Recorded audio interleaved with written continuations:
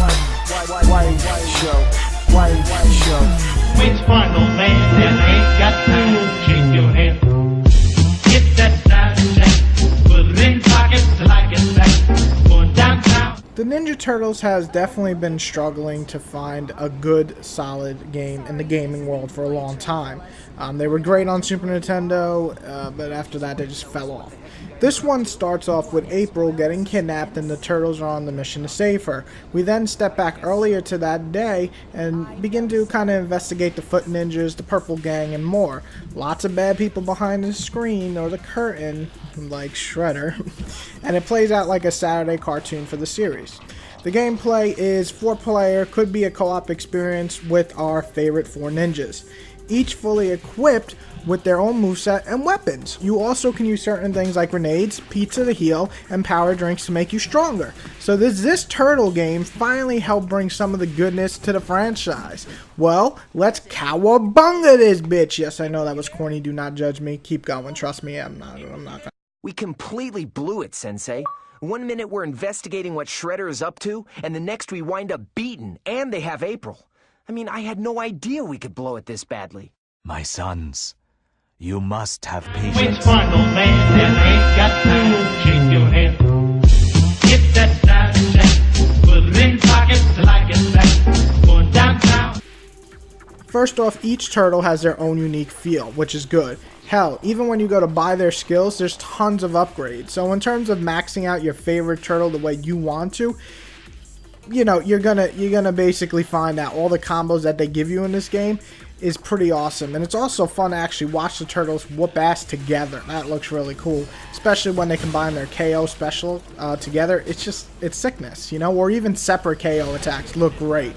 The turtle flows like a real badass ninja sometimes. The different amount of enemies, from foot ninjas to little puppy looking robots to big robots to guys with guns, you'll actually fight a decent amount of different baddies, despite it being just an arcade title. It's something to smile about, especially coming from the limited amount of enemies you face in action games from arcade titles such as Watchmen. The content you get is also much better than expected. Lots of moves to unlock, co-op online, offline, arcade mode, and mission mode. You have plenty of shit to collect and unlock, so if that's your concern, that there isn't enough gameplay, well, you can put that concern to rest. However, there are plenty of concerns to be concerned about. The bad.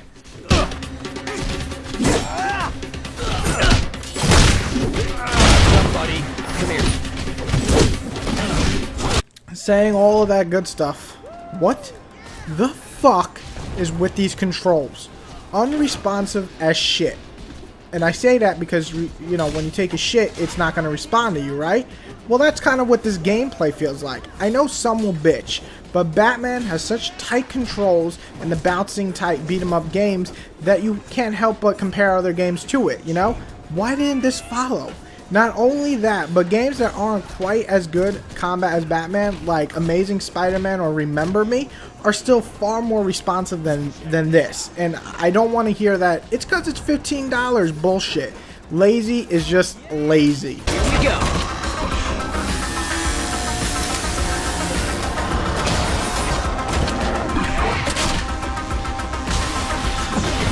Powered up.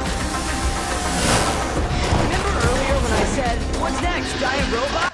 The camera could have used some work. There's no denying it. While I don't believe it's horrible by any means, it certainly could have been better than what the hell we got. You were just so zoomed into the turtle's ass or shell that it's just annoying.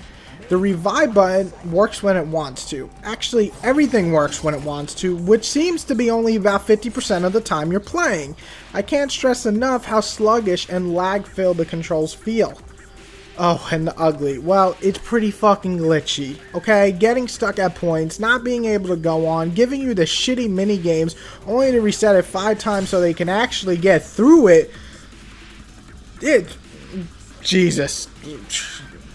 Unpolished. That's all I gotta say. Which one, old man, that ain't got time to shake your head? Get that side check, put it in pockets like it's back, going downtown. Yes, this game is totally not worth buying at full price. With all its flaws, it's hard to really recommend this title. There are times when the game runs smooth, some really cool moments, and it almost makes me forget about all the bad shit.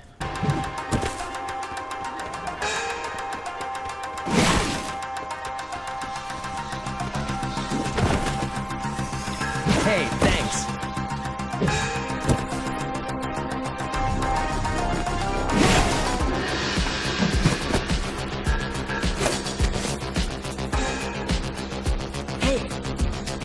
But then there's so much bad shit, like bad controls, bad camera, and glitches that just bug it down. And I'm a huge TMNT fan, and it kills me to say this, but this is only buy when on a special $5 sale or free.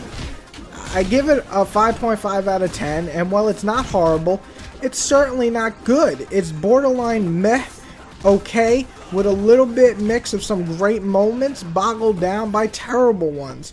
Turtle fans, listen to me. It's worth buying, just wait for a sale. Trust me on this. From one turtle fan to another, this is like eating pizza, but gluten-free. The shit ain't just real, and the turtles do not have respect for gluten-free pizza, okay? And I don't have respect for this half-ass project. 5.5 out of 10. If you would like to support my book, easily just go on Amazon.com, type in Exterminators Infected, and either pick the ebook or the paperback and purchase. Thank you very much for the support. It means a lot.